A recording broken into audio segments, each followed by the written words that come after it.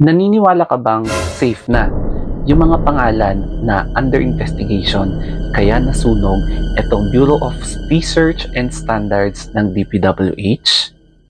Marami kasi ang naniniwala na mukhang baka sinadya ang pagsunog sa Bureau of Research and Standards na ito ng DPWH ngayong napakainit ang tungkol sa flood control projects na ang dami-daming anomalya. Tapos, hindi pa rin natutukoy yung iba pang mga pangalan na pwedeng lumutang in the future after the investigation. Nagtataka ka siguro kung bakit madilim ang pagkakakuha ko dito sa camera. Kasi ganito talaga kaitim ang mga budhi ng mga pangalang sangkot sa flood control scheme. Tapos susunugin lang yung mga ebidensya.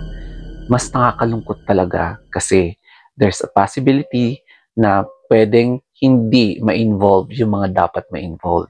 Nakakalungkot, no? Pero that's the reality, lalo na kapag malaking wall ang binabangga mo. Dito ka talaga medyo mapapatanong, no? Kung bakit ngayon pa talaga nagkataon na nangyari ang sunog sa building ng Bureau of Research and Standards ng DPWH.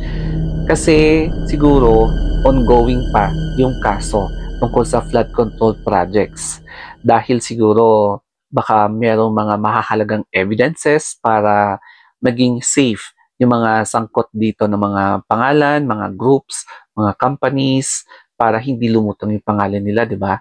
Tsaka hindi naman ako engineer or architect or any license na, alam mo yon, hanay ng engineering. But mapapa-question ka rin kasi di ba under DPWH yung building na yan? Tapos alam natin na yung hanay ng DPWH are composed of staff na licensed engineers talaga. Pero anyari, bakit medyo mukhang bago yung building pero madaling masunog? Di ba dapat kahit na konting spark lang nag-trigger agad yung alarm system para masugpo yung mga sunog. Pero ayan, no, halos buong loob ng building nasunog. So, anyari? Agad naman nagbigay ng pahayag via social media ang DPWH. And ang banggit nila sa statement na buti na lang walang mga empleyado na nasaktan doon sa insidente na sunog sa Bureau of Research and Standards. May mga documents na mahalaga doon pero sa ngayon wala pa namang nakitang mga damage o kaya nasunugan, no? Yun nga lang kasi, under investigation ang pangyayari. Kasi nga, bakit ngayon lang nangyari, mga ganon. Kaya, tinap ng DPWH ang ibang ahensya such as NBI or even sa PNP para mag-conduct ng further investigation kung ano pa ang pwedeng makita sa pangyayaring ito.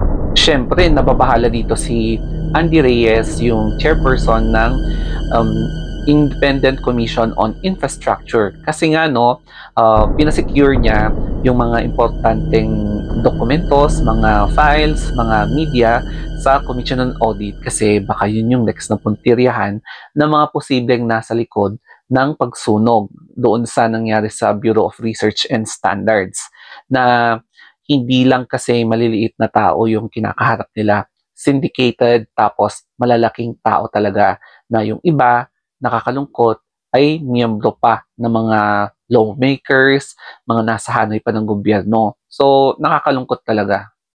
Kaya ngayon, nagpataw na ng direktiba ang pamunuan ng Ombudsman or DOJ, if I'm not mistaken, para mag-conduct ng thorough investigation kung meron nga bang foul play sa nangyari doon sa Bureau of Research and Standards ng DPWH. Kasi nagkataon talaga na ongoing ang investigation sa malawakang flood control projects, mga farm to road projects, mga school building projects, mga ganyan, na it involves billions of pesos of loss.